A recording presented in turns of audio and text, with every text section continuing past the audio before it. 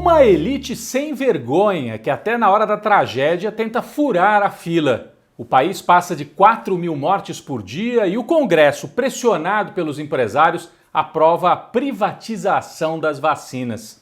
O vice-presidente Hamilton Mourão escreve um artigo cheio de recados para Bolsonaro, que procura a elite econômica para reduzir o risco de um impeachment. Um jantar entre amigos no meio do genocídio. Nas pesquisas, Lula já aparece à frente de Bolsonaro, mas a pergunta que muita gente faz: que país vai sobrar até 2022? O bolsonarismo mais fraco apela para a guerra religiosa e quer abrir as igrejas no meio da pandemia. Eu sou Rodrigo Viana e esse é o Tempero da Notícia, começando agora.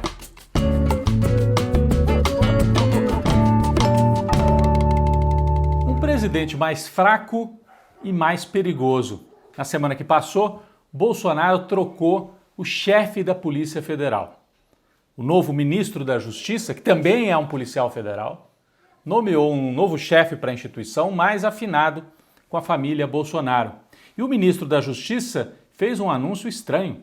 Diz que vai usar a Força Nacional de Segurança, que é aquela tropa federal, para intervenções rápidas nos estados.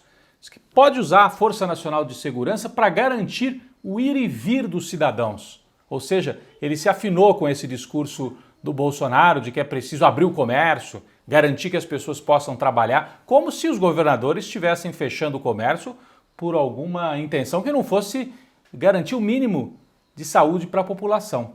Então, é um discurso de usar a Polícia Federal, de usar a Força Nacional de Segurança em favor do bolsonarismo, ou seja, como instituições a favor do clã que ocupa a presidência da República nesse momento e que está contra todas as políticas internacionais de contenção da pandemia. Então é algo muito perigoso, o Bolsonaro dobra a aposta nesse sentido. Ao mesmo tempo, ele recebeu um recado que não deve ter agradado muito, vindo do vice-presidente Hamilton Mourão, que é um general.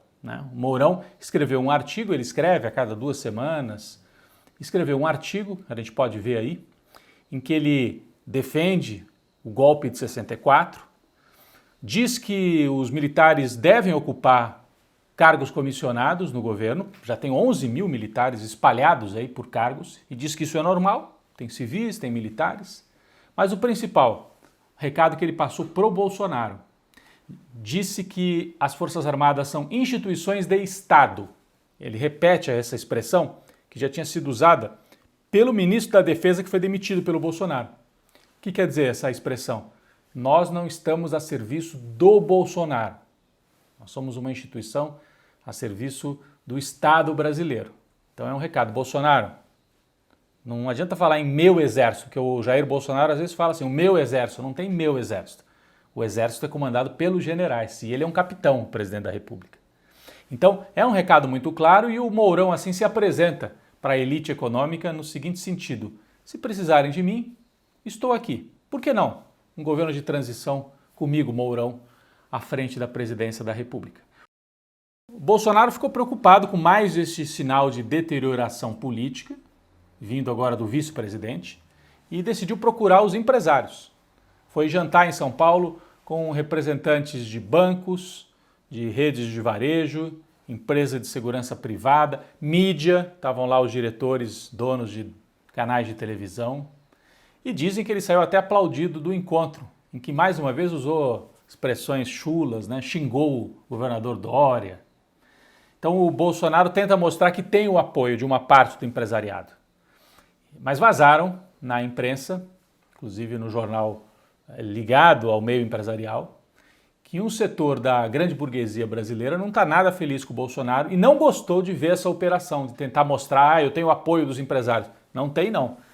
A gente viu algumas semanas atrás um manifesto de centenas de empresários, economistas, dirigentes de grandes empresas, dizendo que não aguentam mais o governo de Jair Bolsonaro. E isso começa a se refletir já há algumas semanas nas pesquisas.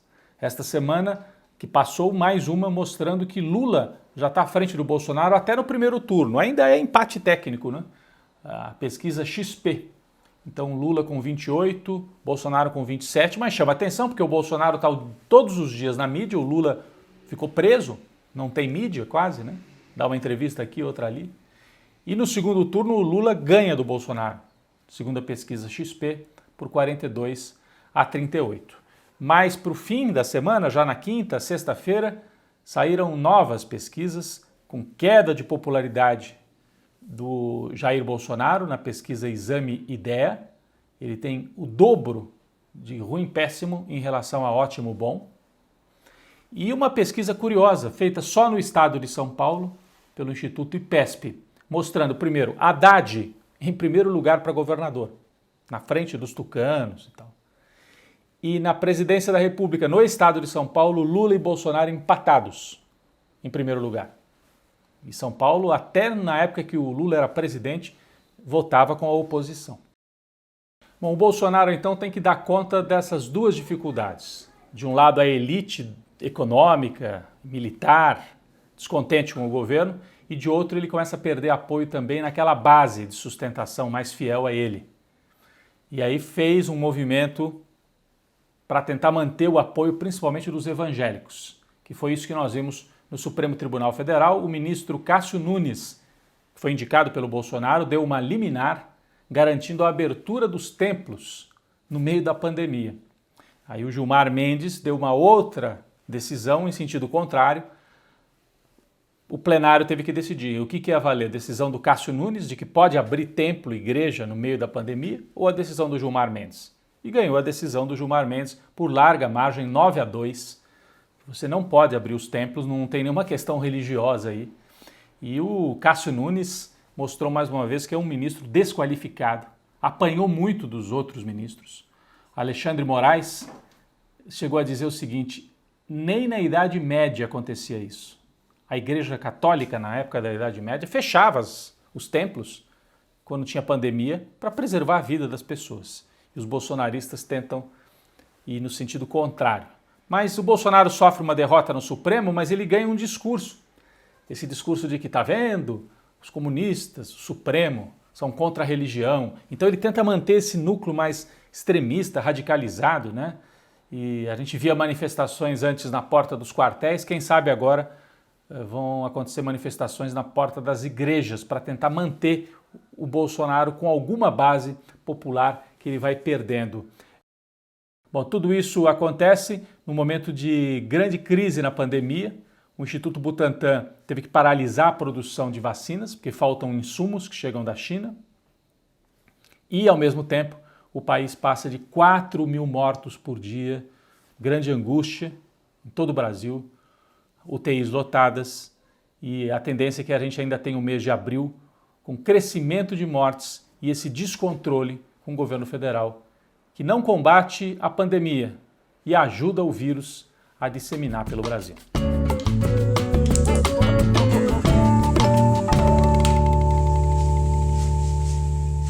Bom, quem vai para a panela de pressão esta semana é um personagem que virou central aí nessa trama do bolsonarismo no governo federal. É o André Mendonça. Ele já foi advogado-geral da União, que é um cargo importante ali no governo, depois virou ministro da Justiça e agora, nessa última reforma feita às pressas pelo Bolsonaro, ele voltou a ser advogado-geral da União. E nesse papel, ele foi para o Supremo Tribunal Federal defender a posição de manter os templos, as igrejas, abertos durante a pandemia. E fez um discurso, uma defesa, que parecia mais de um pastor do que de um ministro. Mais de um pastor evangélico do que de um jurista. Citou várias vezes a Bíblia, deixou estupefatos os juristas que acompanharam aquele julgamento. Inclusive o ministro Gilmar Mendes chegou a dizer para ele: "Ô André Mendonça, você chegou de Marte? Você é um marciano? Chegou da onde?" Usando esses argumentos no meio de uma pandemia onde já morrem mais de 4.000 pessoas no Brasil.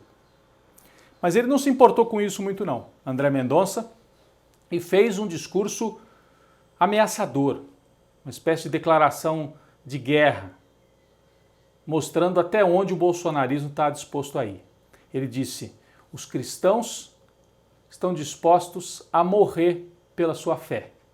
Então, insuflando o fanatismo religioso, a gente costuma associar a algumas áreas, né, de países muçulmanos, mas a gente sabe que na história da humanidade os cristãos também foram fanáticos em muitos momentos, né? Guerras religiosas, mais no período medieval, lutas entre protestantes e católicos que se matavam, né, por causa da religião. Sem falar na Inquisição, fogueira. Então, é uma gente que é capaz de tudo em nome da religião, usando a religião, que não são cristãos de verdade, né? Mas fez essa afirmação de que seriam capazes de morrer pela sua fé. E qual o objetivo disso? O André Mendonça bate no peito e quer se mostrar como um campeão do bolsonarismo, porque quer conseguir a indicação de Bolsonaro para a vaga no Supremo Tribunal Federal, que será aberta em julho, quando o ministro Marco Aurélio Mello se aposenta. O Bolsonaro vai indicar, então, um ministro que tem que ser aprovado no Senado. Para muita gente, o André Mendonça passou do ponto.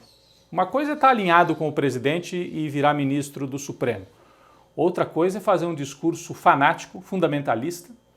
O Bolsonaro pode até nomeá-lo, indicá-lo, mas o Senado, olha, a situação pode não ficar fácil para o André Mendonça, ele pode ter perdido a indicação para o Supremo por causa dessa fala fanática, extremista e perigosa para o Brasil, então por isso ele vai para a nossa panela de pressão.